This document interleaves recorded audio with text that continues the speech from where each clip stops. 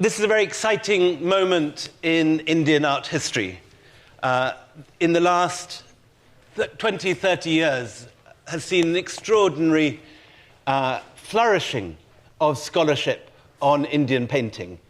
And the sort of advance that took 100 years in Western art history has taken place, I think, with great rapidity in the Indian scene. And we have with us today two of the most cutting-edge art historians who are at the vanguard of this movement. On my right, Navina Haidar, who did her PhD in Oxford with Andrew Topsfield, and we'll talk about the very specific approach, I think, that she's been trained in, and now works at the Met, is one of the chief curators in the Islamic department, but only last summer produced a spectacular show on Rajput painting of Steve Cossat's collection, one of her many strings. She also did an even more amazing and larger scale show on the Deccan. But today we're going to be concentrating on Rajasthan and talking about Rajput painting. And this is the field that she originally did her PhD on in Kishangarh. Molly Emma, another cutting-edge historian, author of the wonderful Intelligence of Tradition, after which this session is named, from a very different tradition of art history, taught here in New York by Vidya Hedger at Columbia, and has since gone on to write some extraordinary work and edited the Kumaraswamy Memorial Volume of Magh last year, which touches on the central issue that we're going to be talking about today, which is how much is there a distinct Rajput tradition of painting that's different from the Mughal tradition. Now, a generation ago, the father of Indian art history, in many ways, Ananda Kumaraswamy, wrote this about Rajput painting. Rajput painting creates a magic world where all men are heroic and women are beautiful and passionate and shy. Beasts, both wild and tame, are the friends of man, and trees and flowers are conscious of the footsteps of the bridegroom as he passes. This magic world is not unreal or fanciful, but a world of imagination and eternity, visible to all who do not refuse to see with the transfiguring eyes of love. And Kumaraswamy, who writes this gorgeous prose, painted this very seductive picture of an art tradition in the Rajput courts, which was really totally distinct from a Mughal world, that he saw one that recorded very logically portraiture and history and events, weddings and durbars and so on. And he contrasted this with the Rajput tradition, which was full of these wonderful flights of the imagination, which illustrated works of mystical poetry, books of love, the tales of Krishna, and so on. And he created a distinction between two very different worlds. And I think one of the things we're going to be looking at in the next 40 minutes is how far that idea stands up, or is it a kind of communal nonsense in its worst? Is this distinction between a Mughal world and a Hindu world one which holds any water at all? So maybe, Molly, you'd like to start with. With pleasure. Yes, when I started putting together the Magh volume, and Navina was part of that and part of that conversation, it was in tribute to Ananda Kumaraswamy's 1916 Rajput painting book, in which this distinction was made. He was really bringing, with this term Rajput painting, bringing to life something that was quite distinctive, surprising, flew in the face of, I think, European taste, and restoring it, right, to pleasure, bringing it back to us so that we could enjoy it. Up to this point, Western colonial art historians had been very keen on Mughal art, which they saw as realistic and in some ways sort of living up to Western aesthetic traditions, while being very critical of what they saw as a naive and sloppy Rajput tradition. He upended that idea, didn't he? Right. Well, I mean, the colonial art history didn't really like Mughal or Rajput painting. I mean, the notion was that Indians couldn't draw because they didn't have single point perspective. But Mughal painting was more familiar. There really wasn't a sense of what Rajput painting was. It hadn't been gathered together, looked at as a phenomenon, and Coomaraswamy is really bringing that to attention for the first time. But he makes this distinction, this famous distinction that has traveled through the field ever since, between, and it's not as crude as when you go back and read it, it's not as crude as it becomes in use over time, but that Rajput painting is kind of visionary, and it's a world of the imagination, and it's a world of love, and it's a sacred world. And Mughal painting is materialistic. I mean, he was really kind of getting at, actually, was pushing back at European values through Mughal painting. I think that's fair to say, Navina, wouldn't you say? They're worried about what things look like and surface textures, and they're obsessed with gems. We saw that earlier today, and they're just a bunch of materialists, right? Coomaraswamy was a sort of half guru figure, wasn't he? He had long hair and wore robes in Boston. Yeah, clearly, right. And arrived in MFA Boston in what, 19? Oh, I want to say 1918, 1920? I forget exactly. And very much, and a very exotic presence. Right. So I'm not sure. I think that's a beautiful quote on Rajput painting. If he's wrong, my quarrel with him would be, and I think many of us would at this point quarrel with the notion that Mughal painting is somehow materialistic, right? That there's no spirit in it.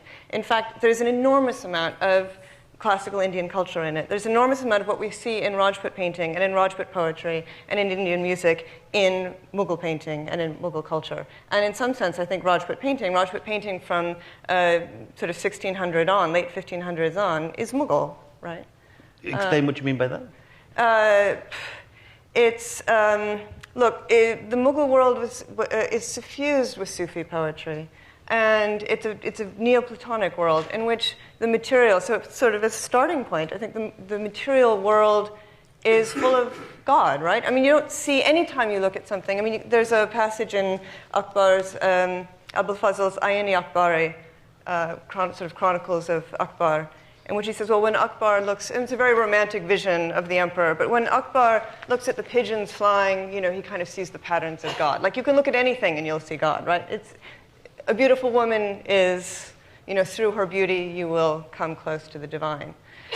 So from a starting point, it's not a materialistic tradition. It's not a tradition that's only interested in things and money and in power. And the Sufi world, and this happens before the Mughals come on the scene, the Sufi world is fascinated with the classical Indian world, right? And with the idea of Indian love. In fact, I think when you start looking in Mughal painting, you see a lot more of what we call sort of shorthand Rajput values. You've argued very strongly in your writing, Navina, haven't you, for breaking down that distinction, for the way in which Mughal painting is interpenetrated with Rajput painting, and the way that Rajput painting draws from and derives, even in the actual painters themselves, are often ex-Mughal painters moving into Rajasthan. You're in PhD. Well, I mean, this brings us into the complications of actually looking at what is Rajput painting, what is Mughal painting. Rajput painting, in as much as it's a category to describe painting traditions of Rajasthan and some parts of central India, encompasses in itself about 25 states, each with a distinctive kalam or style that you may say is distinct to that particular place, and which in that diffusion have varying degrees of interaction with styles, again, that are associated with Mughal patronage, which itself is a huge thing. I mean, even in the imperial Mughal period, so to speak, you have sub-imperial patronage, and you have members of the Mughal royal family who had their own little schools and were doing things themselves. So when you break it down and look at it really closely through the historical lens and through with as much degree of precision as you can get, you're talking about two very diffuse things that have been sort of essentialized into the idea of Mughal and the idea of Rajput, but have so much to do with each other that it's hard to sort of, completely separate them, obviously. So even this idea of polarization doesn't always work. But what I think is really changing in art history, and what Coomaraswamy in some sense represented, was the idea of style, this idea of not patronage, not the religion of the person who's commissioning the work, or the religion of the artist, or the type of subject matter, or anything like that. It is really to do with style. So, for example, you could paint, as you have for Akbar in the in the 1580s, you have the production of the translation of Hindu epics into Persian and the illustration of these texts. And nobody thinks of of Krishna lifting Mount Govardhan as anything other than the greatest example of Mughal painting of Akbar's time. In your Metropolitan Museum. Yeah, and yet so. And then at the same time, you might go to Rajasthan a few decades later, and you see a portrait, let's say at Kishangarh, of one of the rulers of Kishangarh who looks virtually identical in his style, in his dress, and in the way he's handled and presented as a Mughal king, because he is, that's the kind of, But there are style. distinctions. So, It isn't true to say that they're all one tradition. No, that's exactly what I'm saying. There are many traditions. You're working on Jahangir now. Yes. And the kind of thing that Jahangir was commissioning from Mansour, this almost sort of documentary recording of species and plants. There's no Rajput equivalent to that, is there? Well, it comes into Rajasthan, but yes, then there's the issue of the point of innovation. Who came up with it, and are they the rightful owners of this? Let's say that Jahangir introduced the idea of commissioning images of plants and animals, but then it became quite popular to do that in Rajasthan as well. So, and it had its own sort of flavor in Rajasthan, depending where and who. So I guess, what am I actually saying? I think I'm saying that I agree with the idea of Mughal versus Rajput, but at the same time, I believe that if you really look at it and examine it stylistically, which is my sort of approach as a museum person, then you're going to see it's a little harder to make those clear distinctions. And I'm speaking stylistically. I'm not really talking about value systems or cultural norms. I mean, those weave into the whole thing differently, but it depends how you're looking at it. I think Kumaraswamy was looking at it stylistically in his time, but infusing it with a lot of kind of poetic interpretation that gave it a little bit more distinct flavor. It wasn't just style, but style plus flavor, if you like. You can think, I think when you're thinking of Rajput painting, if you think of what are the sort of the most kind of typically not Mughal styles, right? In those sense, maybe the most typical Rajput styles, like Mewar, Bundi and Kota, there's a Basoli period. They all do, however different they are from each other, they all do reach back to traditions of painting that were there before the Mughals came on the scene, that are deeply inflected by what they were illustrating, by the stories of Krishna, say, by the great Sanskrit poets writing about love. Rasakapriya. The Nayika, the Rasamanjari, the Rasakapriya, right? These were shaped by a notion of aesthetic feeling, rasa, how a work of art creates a powerful response in the viewer, and there were aesthetic strategies for making that powerful, right? Just for anyone in the audience who doesn't know about rasa theory, just give a little explanation of what we're talking about. Well, essentially, there evolves over 2 millennia in India very elaborate South Asian aesthetic theory, which makes the object of the work of art, whether it's poetry, music, or painting, an aesthetic emotion. And it's an emotion that is, and it's very like actually the aesthetics that in the European tradition, in the sense that you kind of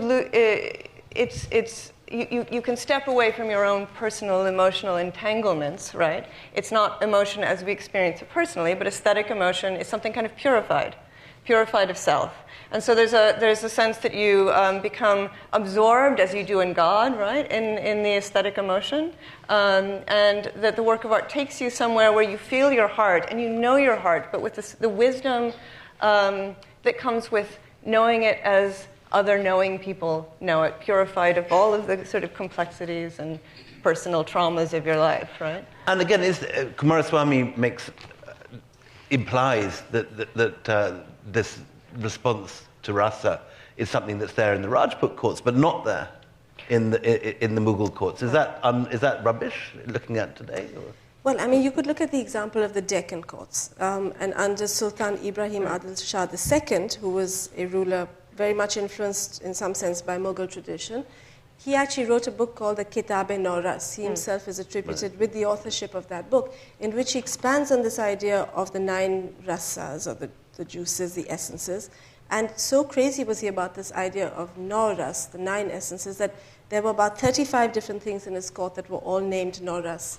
The Kitab-e-Noras, the currency was called the Sikka-e-Noras, the flag was called the Alam-e-Noras, and his elephant was called Noras, and his girlfriend was called Noras too.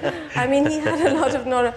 So it was a very serious theory. Courts, though. Do you? So, I mean, not in that sense. I mean, I'm trying to think. Noras, the rasa theory in the Mughal tradition. Do you ever hear it referred to by Akbar or Jahangir? Or well, certainly in Abu poetry, not in painting, poetry, but in poetry, yes. Yeah?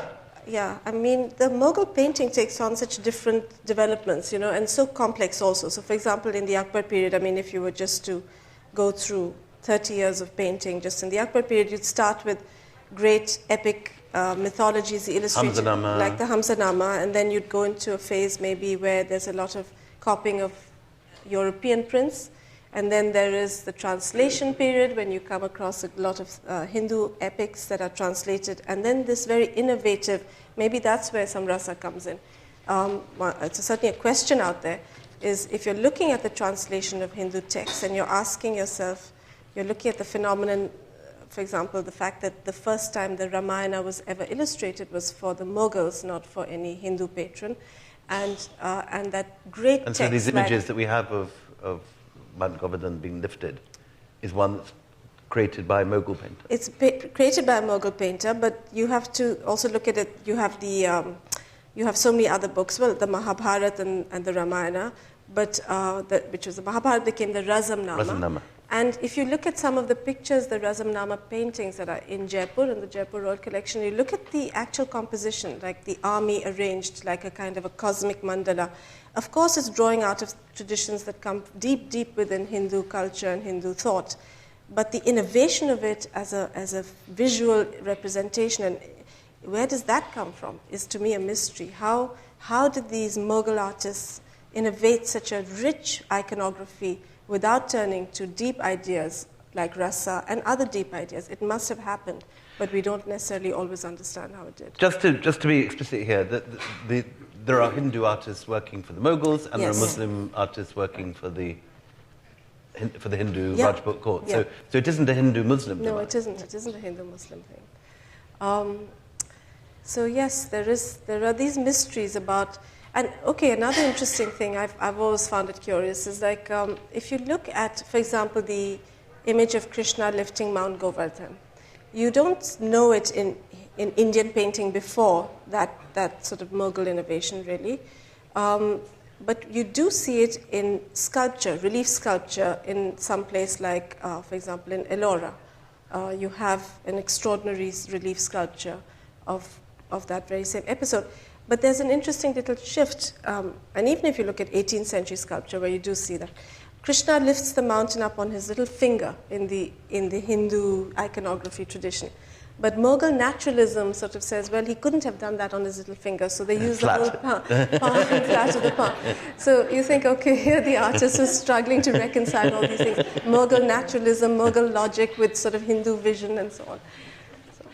So in your intelligence tradition, you make much of the way in which Rajput painters had their own aesthetic world, and they didn't feel that if they painted a Mewari Rana in a particular way, with extended eyes or whatever, it wasn't that they couldn't paint the naturalistic style of the Mughals. It wasn't that they were in some way more naive or less skilled. They were working in a particular tradition for a patron who wanted a particular look. Can you expand on that? That goes to continue on where we were talking about the notion of a kind of an idiom that is idioms, many styles that are suffused with this tradition in which I think what one can say that it's the decorative, the beautiful, the peacocks, the trees, the birds, the flowers, all of these elements that help foment that feelingful response, right? And each of these Rajput schools does it in a very distinctive way. And so yes, I would say, so you have this kind of whole period in the 1600s and 1700s, things really changed, but in the 1600s, where you have some Rajput rulers holding on to that, right? And I think it's a sense that that's what moves them. That's their taste. When they read these stories, when they want to be moved by a work of art, it has those colors, bright, pure yellows, bright, pure reds. I mean, there's really a sense of purity of each thing being in its own discrete way, exactly what it should be, the perfect peacock. It's like making a perfume, you know, each note should be pure, right? And you put it together for a fantastic scent. My wife, like you, trained with Jaipuri artists, and they were always telling her that she would try and paint a peacock in a particular way, and they would just say, that's wrong. Right. This is how you paint a peacock. There is a way, a particular way that it has to be painted. Right. And there was one of her Jaipuri assistants was in the house last week, and we had a postcard of a perfect Impi album rock dove that's in the David collection. And it's the most beautiful Mansour-like image of photographically, totally realistic, by a Mughal artist, Zainuddin. And Jagdev, the Jaipur painter, looked at it and said, wrong. It wasn't how a dove was meant to be done, in his view. So I think that there's like a real argument between the Mughals and so there are lots of Rajput patrons who are not pursuing that aesthetic. I mean, the rulers of Bikaner are, down in the 1660s, 70s, down in the Deccan, which is, another world, another aesthetic world, which Navina has, beautifully brought to light recently for all of us. But they're not actually continuing that tradition of the bright colors and the perfect peacock exactly the way it should be and so forth. So there the distinction between Rajput and Mughal is quite messy. But if there's an argument, I think, between the two, it is in style, it is in color, right? So when Mughal artists take on classical Indic themes like raga or ragini, right? And they're picturing, say Lalit Ragini. They're going to show you, let's take one of the rainy season ones. They're going to show you a scene full of darkness, right? The rain is falling, there's shadows, the couple is on a balcony. The white palace is actually gray, everything gets, like the peacock gets wet in that world, right? And in the Rajput, in these idioms that still go back to that older classical tradition, the peacock doesn't get wet. Everything is bright. Everything is pure. Right? You're not inside the frame. You're not inside the world, identifying with the characters and kind of like in a movie, right? You are stimulated. I think it's fair to say. If you look at a Sahib, and there's a Muslim artist, one of the great, actually, Rajput painters, Sahibdin in Udaipur, who paints one of the most sort of purely classical Indic styles. It's almost like, and when you look at his paintings with the poetry, and you have the rhythms of the poetry and the alliteration and sort of music of it, you see how much music, in a sense, the painting has. Like the painting stimulates you from the surface, right, with its colors, with its patterns, with its accumulation of beautiful effects, to have a feeling. And it's like listening to music. Rather than inhabiting a space, you're being awoken to the emotion. And I think it's two very different ways of creating a feeling, of creating an aesthetic feeling. And that boundary between the Rajput and Mughal is forever permeable. So the Rajputs start bringing shadows and rain into their paintings, and, B.N. Goswami, even today, still holds out for one big distinction between the Rajput and Mughal world, which is the different styles of the ateliers. He depicts a world where in the Mughal atelier you have a kind of meritocracy pulled from all the corners of the empire, some bright boy from Gujarat, some Kashmiri calligrapher, all brought together in the palace under some very strict ustad, maybe moving with the court to Allahabad or somewhere. While, in his view, the Rajput court has a family tradition, father to son, of a group of painters who probably work at home. The wife is mixing the paints. The younger sons are learning at the feet of the grandfather, and you have this sort of homely thing with probably a buffalo being milked outside, and he draws this very distinct tradition between. But that's completely true for the Mughal world too. I mean, you have Basawan, who's the father of Manohar. You have Balchand, who is the son of Lal. I mean, we know in incredible detail, actually, how many father to son to grandson relationships there are in the Mughal world. So that isn't, it's not untrue for the Mughal world. Maybe in the early Akbar period, when the ateliers were being pulled together, they were drawing talents from all over the country, but then eventually they all became father-to-son tradition like... Anything else in India? Yeah, like anything else in India. So, yeah, that's... Acting in Bollywood. But there is, yeah. So there is, I don't know if you were taught this when you first came into the field, but there was a notion, that these local styles are somehow provincial, that you have artists working there for such a long time that they kind of get lost in their own vision. And so that is something that, and I'm not sure everyone agrees with me about it, but that is something that I try to undo, because the evidence is actually of enormous movement and sharing of information and sharing of compositions and sharing of ideas. And so you can see a single composition, a beloved image such as, the woman bathing and squeezing out her hair, and that will travel through every single style.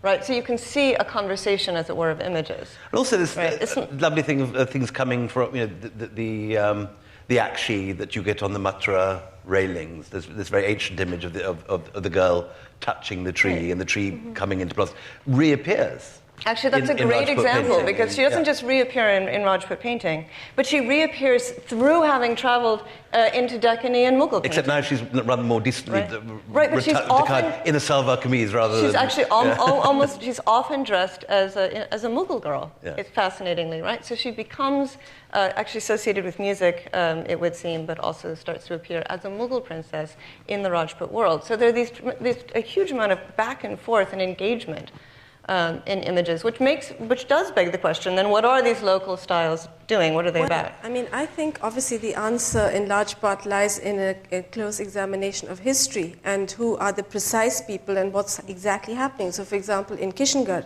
we have the precise arrival of Bhavani Das, the artist, in 1719 with his son and his nephew. Who's come from the court of Farrukhsiyar. And these have all come from the Mughal court, because there's turmoil or reasons why their patrons are not as active or interested.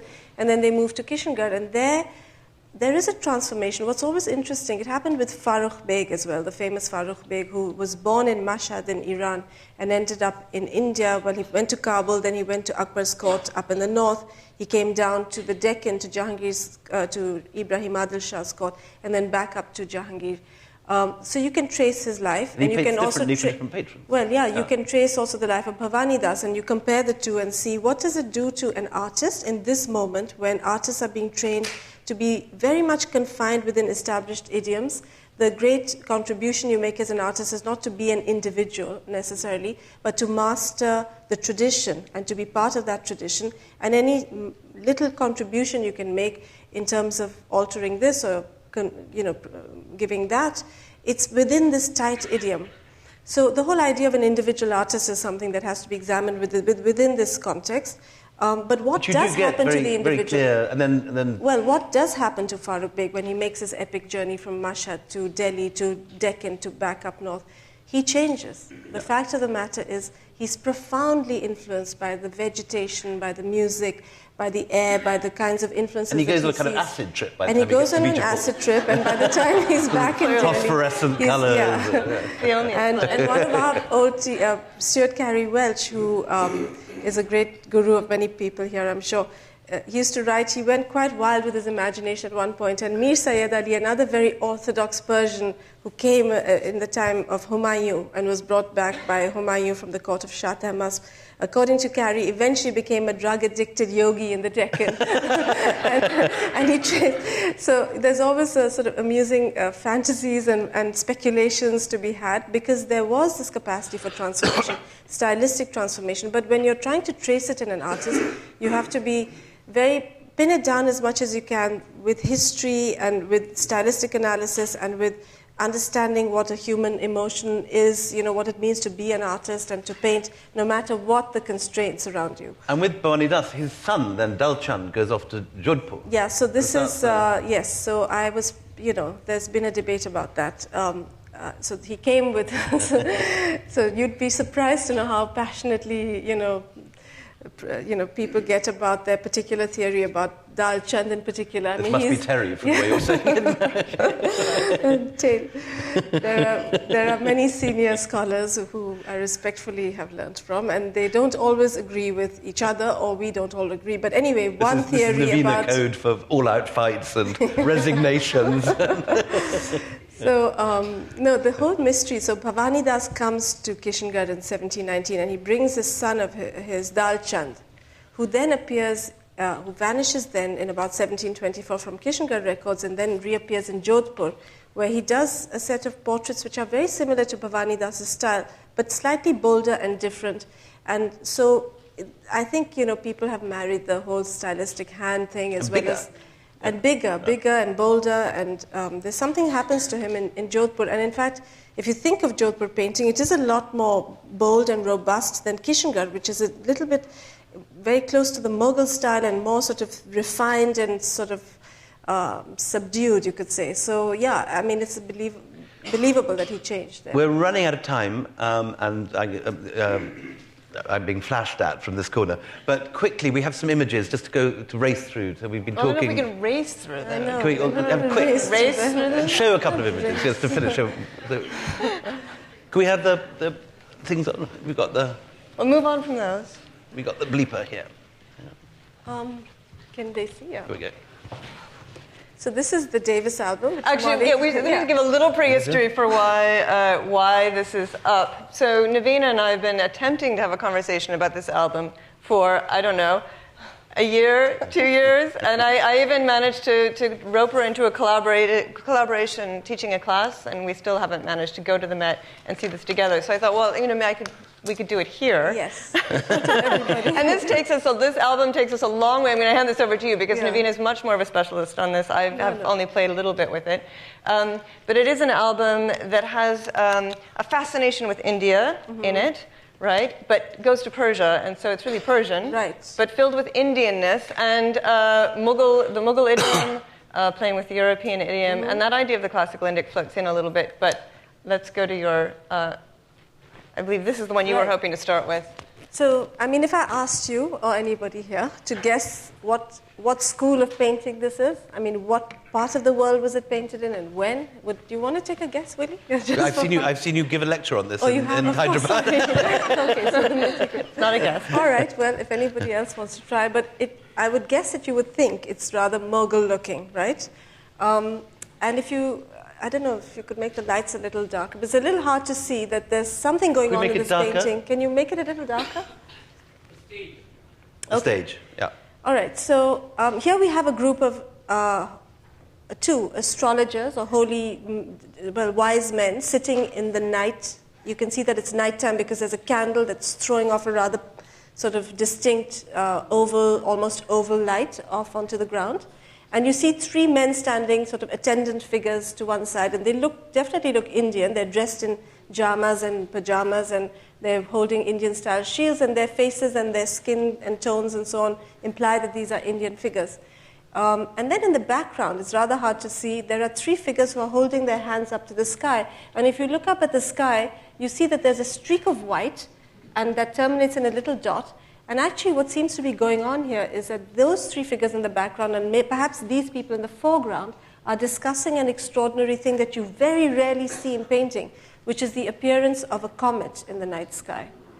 And the author of this painting is not an Indian at all, because he signed his name on the lower right-hand side as Muhammad Zaman, who was a Persian artist in Isfahan, Iran, who was working there in a style that depended heavily on Mughal influence as well as European, and really challenges our ideas about style and location. In the case of Muhammad Zaman, it's very hard to say what he is. I mean, he's really slippery because you can't put him clearly in any box that you would like to. On the other side of that, there's another little white inscription in the corner which says, Fi Sana 7, in the year 7, okay? And this has caused us to be perplexed about this painting for the last 25 years. I mean, Robert Skelton and I and others have been thinking about it, because the year 7 is the mystery part of it. It could be the 7th year of Aurangzeb's reign, right? Which means that why would Muhammad Zaman, sitting in Isfahan, working for the Persian Shah, be writing, putting himself, his painting, in Aurangzeb's reign. So trying to get down to the history part of it, I put in a call, this is kind of fun, to the curator of comets at the Natural History Museum. There is such a thing. And this curator... A great title. Curator of comets. And this curator of comets immediately went to the Encyclopedia of Comets and so on, and brilliantly found that there was a comet that passed through the night sky, the northern hemisphere, in exactly the 7th year of Aurangzeb, which comes to, I think, 1668. I'm sorry, I can't remember the exact date, but it's been calculated. And that comet was noticed by Isaac Newton. He mentioned it. And so did Tavernier, who was an important visitor to the Mughal court. So, comet. Then if we go on to the next slide, you see that, can we go on to the next one? And the next, sorry. Did you send another one? Because these are all... Yeah, here we go. Isn't there another comet picture? If you go on to the next one, because I thought Ali Kuli's was in here too. Let's try one more. Yeah, there we have. Right. Yes, okay. So here's the student of Muhammad Zaman, whose name is Ali Kuli Jabadar, and has never set foot in India as far as we know, does a version of the same thing, and you see the comet up in the night sky, and perhaps another planet down low in the sky. So we've really been, and this one is dated 10 years later than the last, so it doesn't make any sense. And trying to figure all of this out in terms of, is it a real thing? Is it an idea about India? Is it a scientific trope of some kind? What's actually going on here? It was interesting to note that at the same time, the Shah of Iran had just been enthroned for the second time, because at both of his enthronements, comets had appeared in the night sky, which were considered to be very, very bad luck. And so this is a new way of thinking about the production of these paintings and the importance that they might have meant to an artist in Isfahan, who for some reason had to turn to an idiom in Mughal India to really express the observation and the perhaps significance of these comets at that moment in history. So, but these are all speculations. I'm just sharing them with you. It's completely raw meat that's being flung on the table. So, but to your point about the European influences, you see Ali Kuli doing something like this, which is very Indian or based on an Indian subject. And next thing, he does Diana with her dog, which is copied straight from a European print. And if we go back one, if you don't mind, back in the other direction, I think, yeah. We have this very strange group of pictures, which actually not the one on the right, but the one on the left. With yeah, the so the one album. closer to me is the Davis album, and that one is the Chester Beatty, right? Right. Now, that's a very famous picture which shows Jahangir, who had admitted to massive amounts of opium intoxication by the 4th year of his reign. I mean, he writes about it and describes it, and he was a serious opium addict, and you see him in a kind of an intoxicated state being led to by a group of women, and these sort of extraordinary sort of look into the zanana and the kind of world of women around Jahangir. And then all sorts of stuff going on down here. Yeah. Leave it to your keen eye to spot that. Lots of fun. Now, closer to me is this picture that wants to be a Jahangir period picture, but is it? Is it another one of our 18th century, because Ali Kuli is now in the 18th century or late 17th century Persian artists copying a Jahangiri period idiom for a reason that we don't yet understand? There was a kind of Mughal vogue at Isfahan in the late 17th century, or is it in fact something that is of the period? So that's something we look forward to studying together. Right, and I'd put this up to think, to go back to the intelligence of tradition question. One of the things that these albums, they're like, instead of museums, you had a book with different collections, and you could enjoy these works on so many different levels. The details of the comets, the age of the work, the historicity, but many of these works are responses to earlier works, right? And so I put up the Chester Beatty one because there's clearly a memory of that work of art in the one on the left, right? So it's a painting that is in potentially, as you said, by a Persian artist, thinking about Indian art, about the Mughal style, with a memory of a Mughal painting, but it's doing all sorts of playful things with it. I mean, it's clearly a different painting. Right. Step back for a moment, and the whole album I think we're almost done. There's a real preoccupation with women and women's gatherings. And so just to add in, and we'll just conclude with this, but because it's really the beginning of a very long conversation that we haven't had yet. But in addition to a fascination with the Mughal style is the notion of love in India, that India is the land of love. There's a hilarious manuscript, well, it's not, the whole thing isn't, but it's called sort of Ajaya, the Wonders of the World, in the Rylands Library. It's Persian. And when you get to the lovers, it's the wonders of India is the Indian style of love. So there's a strong sense of the Indian beauty, of the Indian beloved, of Indian femininity, that seems to be playing into the album as well, but it's all a bit of a mystery. So, yeah. Absolutely.